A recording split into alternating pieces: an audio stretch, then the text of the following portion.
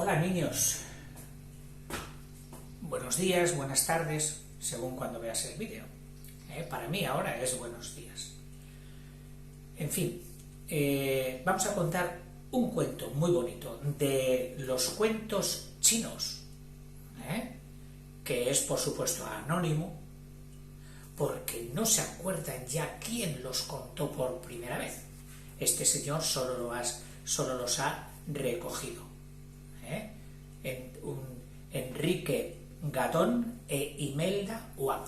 Les damos las gracias por habernos rescatado de donde estaban, no perdidos, de donde estaban depositados, que es en la memoria, en la cabeza de la gente. Y han ido por los pueblos diciendo: oiga, ¿usted se sabe algún cuento muy antiguo? Y dice: uy, sí, aquel se lo contaba a mi abuela, a mi bisabuela o al revés. Pues cuéntemelo. Y ellos lo han escrito y nos lo han pasado a nosotros. Bueno, sin tanto rollo. Se titula el cuento La señorita Pavo Real. Tú sabes lo que es un pavo real. Un pavo es como una ave grandota con unas plumas extraordinarias que despliega como un abanico gigante, precioso. Dice: la familia Kung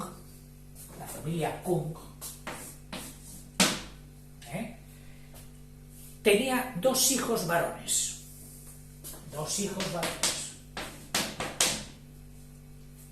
Los dos eran muy trabajadores, pero en cuanto murió la madre, Kun Sin, que era el mayor, Kun Sin, por la pena de haber perdido a su madre, pues comenzó a dedicarse a la bebida y al juego. Pero juego de jugar dinero, de apostar, que es muy peligroso. Todos los días regresaba a casa al amanecer y nunca traía ni una sola moneda, ni siquiera de cobre, en los bolsillos. No te preocupes, le decía al padre Kun Chin, que era el hijo menor. Se le pasará esta fiebre por el juego. Está triste por la muerte de nuestra madre. Eso es todo, padre. Quisiera creerte, sollozaba el padre, lloraba el padre. Pero jamás he conocido a nadie que haya podido librarse de esa maldición del juego de dinero. El juego ha sido la ruina de muchas familias. Y no solo lo dice este cuento, es verdad. Kun Sin, no es así, respondía el padre. Tú lo sabes bien.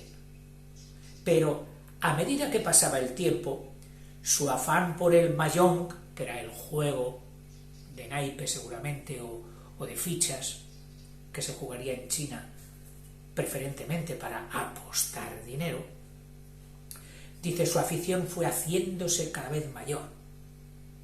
Y es que es un vicio en el que se cae y luego es muy difícil salir. Si esto a veces no lo entendéis los niños, pero son lo que se llaman adicciones o vicios adictivos, que una vez que empiezas es muy difícil parar. Por más esfuerzos que hacen, dicen: sí, madre, lo voy a dejar, pero luego vuelven a caer. Es muy difícil. Por eso lo mejor es no caer nunca, ni poco ni mucho, nada, no empezar. Sus deudas, como no tenía para pagar lo que perdía, sus deudas aumentaron como las malas hierbas que salen por todos los sitios, y apenas tenía dinero para pagarlas. Y tú preguntarás: oiga, ¿y no ganan ninguna vez? Sí, ganan alguna vez, pero pierden muchas más veces. Claro. Su carácter, además, se tornó agrio, avinagrado. Ya no pedía dinero a su padre, se lo exigía como si fuera un vulgar bandido. «¡Dame dinero!». «Compréndelo», le reprendía el anciano con dulzura. «Estos campos no son solo tuyos. Tu hermano también tiene una parte en ellos. Además, es él quien ahora los trabaja para que podamos vivir y comer». «¿Por qué siempre tienes que echarme en cara la bondad de mi hermano?», replicaba malhumorado Kung-Sin. «¿Acaso no te he servido durante años?». Y el padre terminaba dándole a escondidas las monedas de plata que le exigía. Pero llegó un momento en que ya no pudo seguir haciéndolo, porque se le acabaron. Entonces Kung-Sin montó en cólera, se enfadó mucho y gritó a su anciano padre: «Si es que tanto te preocupa mi hermano, repartamos de una vez la herencia. Ya haré yo con mi parte lo que más me convenza». El padre se entristeció mucho, pero no pudo hacer nada. Además, el juez de la aldea, que era amigo de Kung-Sin y que no era muy justo ni muy buen juez, decidió totalmente a su favor. Y, según alguna tradición de la China milenaria, le correspondía la herencia al hermano mayor. Al hermano menor prácticamente nada. Así que aquel juez injustamente dio todo a Kung-Sin y dejó en la miseria al padre y a Kung-Sin. Siendo así que Kung-Sin es el mayor y que a él le corresponde la transmisión del apellido Kung, declaró solemnemente el juez malo, «No veo por qué su padre y su hermano han de quedarse con algo». Kung-Sin y su padre se vieron de esta forma en la calle, sin tener dónde cobijarse. Ya no poseían nada y eran más pobres que un mendigo. Solo les permitieron llevarse un hatillo con ropa. «Si te viera tu madre, se moriría de pena», sollozó impotente el padre. «Ni siquiera las bestias del bosque arrojan a sus padres de sus madrigueras, de sus cuevas». «No te preocupes, padre», le consoló Kung-Sin, «todavía me tienes a mí».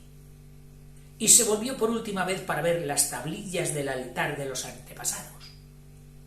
En todas las casas había un altarcito para venerar a sus antepasados, a sus abuelos, tatarabuelos, etc. Y allí hacían alguna ofrenda, como si fuera una mini capilla dentro de la casa. Entonces Kung-Sin agarró el cuadro que había a su izquierda y se lo arrojó a la cara. Era muy antiguo y desde siempre había estado en aquella casa. Representaba a un pavo real gigantesco y a sus pies una gallinita diminuta le miraba con asombro. «¿Para qué quiero yo una cosa de tan poco valor?», se burló Kung-Sin. «Si quisiera venderlo, no me darían ni 3 monedas de cobre por él». Kung-Sin no dijo nada. Se agachó y lo enrolló con todo cuidado, porque era un cuadro que no tenía marco. Son como telas que se adhieren a la pared, se pegan a la pared y hacen de cuadro. Después salió a la calle con su padre. «¿A dónde vamos a ir ahora?», preguntaba desesperado el anciano. «En esta aldea no hay ninguna casa vacía». Entonces Kung-Sin se acordó del antiguo Bonzorio, una especie de monasterio donde había sido habitado por monjes, pero ahora ya en ruinas. Estaba tan derruido, tan arruinado, que ya nadie vivía en él. Sus paredes podían derrumbarse en cualquier momento, pero como no tenía ningún otro sitio donde refugiarse, pues se fueron allí. «Habrá espíritus entre estas ruinas», decía el padre. «Este lugar lleva mucho tiempo deshabitado». «Ni los espíritus se preocupan de los pobres», dijo Kung-Sin con amargura, y se dispuso a adecentar, a limpiar un rincón donde pasar la noche. En cuanto estuvo un poco limpio, lo primero que hizo fue colgar el cuadro del pavo real en una de aquellas paredes. Lo desenrolló y los dos tuvieron la sensación de encontrarse en casa en aquel lugar. No tiene nada de extraño, explicó el anciano. Este cuadro ha estado al lado del altar de nuestros antepasados desde que existe el apellido Kun. Y se le saltaban las lágrimas. Kun Chin encontró trabajo en los campos de alrededor.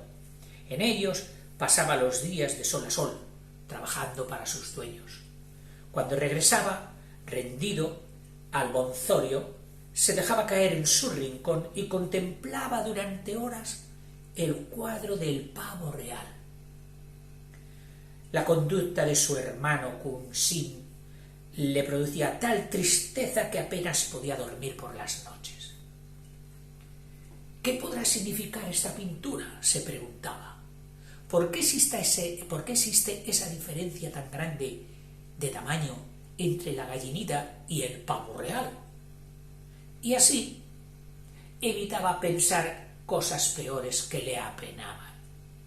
Una noche, sin embargo, cuando estaba a punto de conciliar el sueño, la habitación se iluminó. Al principio Kun Chin creyó que es que ya había amanecido, pero pronto se dio cuenta de que aún era noche cerrada. Entonces vio que el pavo gigante y la gallina diminuta habían abandonado su lugar en el cuadro, ya no estaban. ¿Quiénes sois?, preguntó estupefacto. ¿Por qué tenéis esos poderes? Pero no había terminado todavía de hablar cuando el pavo real se transformó en una doncella bellísima. Su sonrisa era tan pura como la aurora, como el amanecer de un día. ¿De qué te extrañas?, le dijo. Has sido muy bueno trayéndome contigo. Es natural que ahora te corresponda. Sí, pero ¿quiénes sois en realidad?, insistía Kun Chin. Eso no importa, volvió a decir la doncella. Los nombres ya no tienen que ver nada con el carácter de las personas que los usan. ¿Qué más da que te llames de una manera o de otra? Te acabo de decir, solo quiero agradecerte tu amistad. Entonces acarició con dulzura la cabeza de la gallina.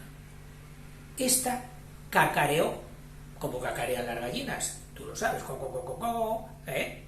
cacareó 10 veces y puso un huevo de oro. Kun Chin no salía de su asombro. No me preguntes nada, le aconsejó la doncella, solo recuerda esto. La noche del último día del año, del 31 de diciembre de aquella época,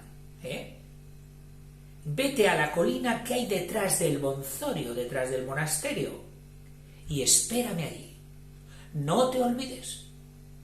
Lleva 2 cintas tan largas como puedas, una de color blanco y otra de color amarillo.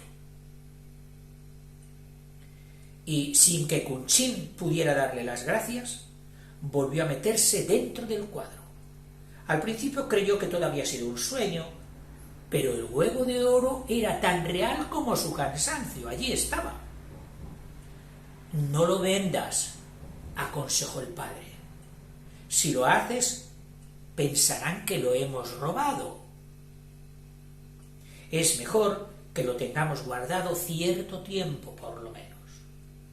Sin embargo, nadie dudó de su honradez, porque se sabía que era un hombre muy trabajador.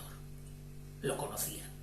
Kun Chin vendió el huevo, compró una casa y un pequeño campo.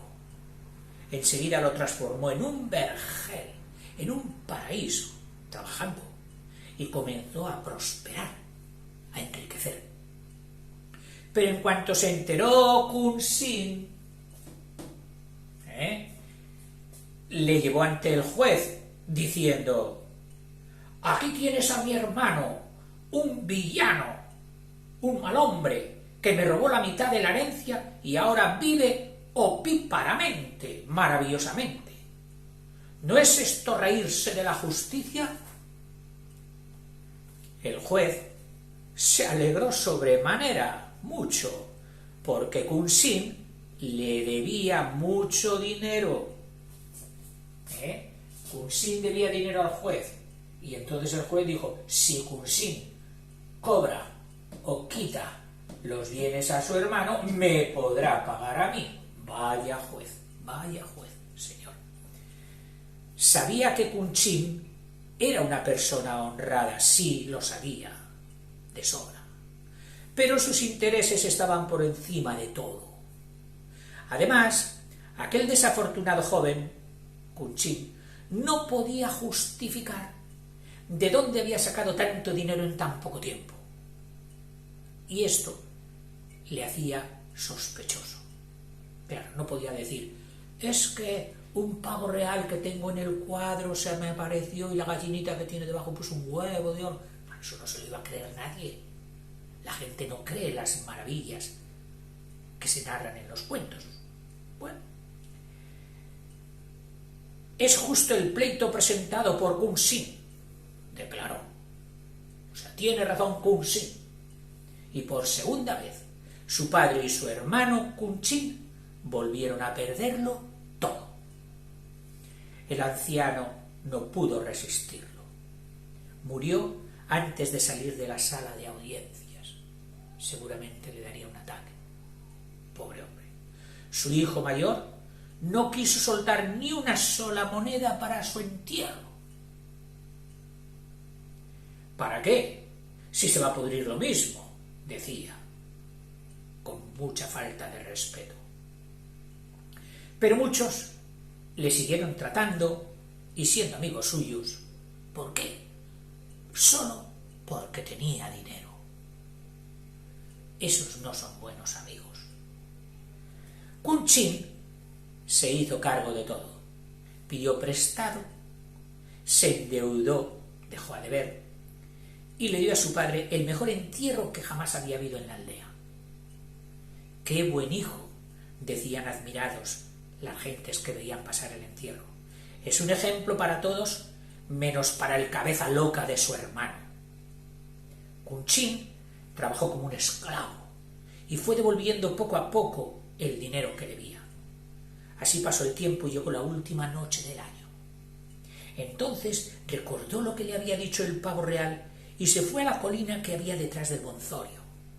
Allí extendió el rollo de la pintura y aún no habían dado las 12 de la noche cuando el enorme pavo real abandonó el papel del cuadro y se transformó en una doncella. Kun-Sin se echó a llorar. ¿Por qué lloras?, le preguntó la joven con dulzura. Esta es noche de alegrías y no de tristezas. Sí, pero es la primera vez que la paso solo, replicó Kun-Sin. Mi padre murió y mi hermano ha vuelto a robarme lo que tenía. La familia Kung se está extinguiendo, está desapareciendo. Entonces la doncella tomó las 2 cintas que había traído, la una blanca y la otra amarilla, y dijo: ¿por qué te preocupas del dinero? Eso es algo que habéis inventado los hombres para esclavizaros los unos a los otros. ¿Lo ves? Y la cinta blanca se convirtió en plata y la amarilla en oro. Pero Kun-Sin estaba todavía muy triste. La doncella le miró a los ojos y le preguntó: dime, ¿qué más deseas? Lo que yo quiero, dijo Kun-Sin bajando la vista, no puede dármelo nadie. Tanto insistió la doncella en que se lo dijera, que terminó revelándole su secreto. Si te casaras conmigo, dijo, me harías el hombre más feliz del mundo. Estoy enamorado de ti desde el primer día en que te vi. La doncella se puso roja como el atardecer. Su turbación era tan grande que se tapó la cara con un pañuelo de seda. Si me caso con un mortal, dijo finalmente, perderé todos mis poderes.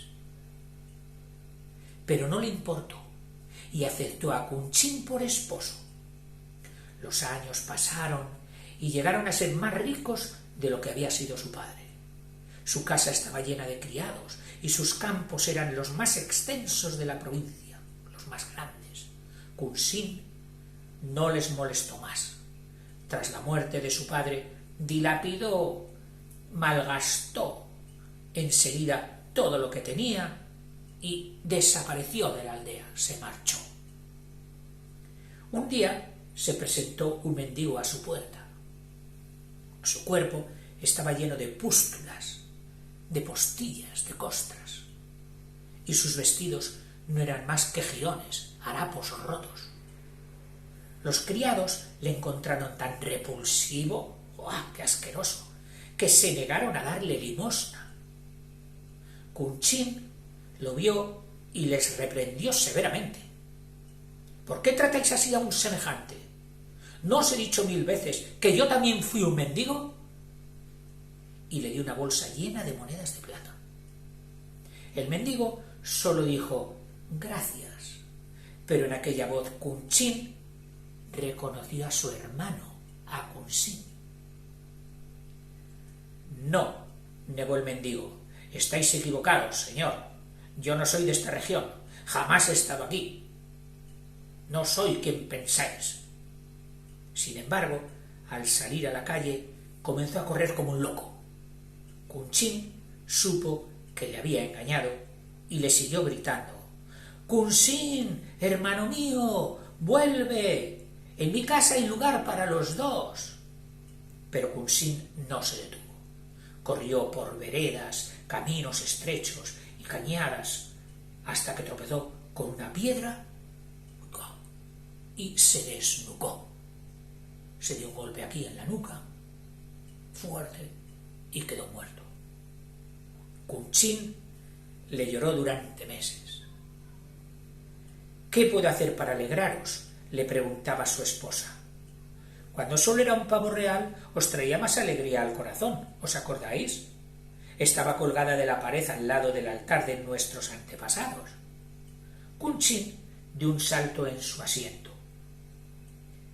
«Siempre das con la solución», dijo agradecido, e hizo grabar el nombre de Kunchín en las tablillas. Ahora la familia está junta otra vez. El Kunchín con su nombre ahí en la pared. Y eso al bueno de Kunchín ya le parecía que la familia estaba completa. Y la sonrisa volvió a su rostro. Colorín colorado, este cuento se ha acabado. Hasta luego, niños.